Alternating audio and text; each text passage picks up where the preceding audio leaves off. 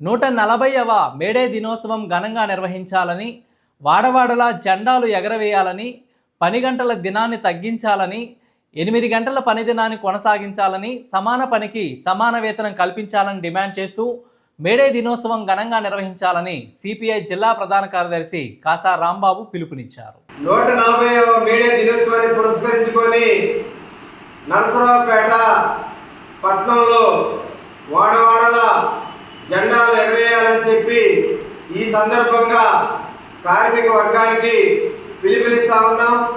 ఈరోజు 1886లో చికాగో నగరంలో మరి ఆ రోజు కార్మికుల రక్త తర్పం చేసి ఆ రక్తం నుంచి పుట్టినటువంటి జెండానే ఈ మేడే జెండా అని చెప్పి ఈ సందర్భంగా తెలియజేస్తా ఉన్నాం.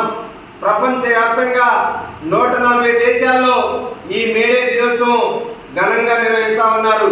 ఈరోజు ఏదైతే 8 గంటల పని దినం కోసం ఆనాడు పోరాడి సాధించుకున్నటువంటి కార్మిక చట్టాలు ఉన్నాయో ఆ చట్టాల మొత్తాన్ని కూడా తొంగలో తెచ్చినటువంటి పరిస్థితి ఈరోజు భారతదేశంలో కనిపిస్తూ ఉన్నాయి.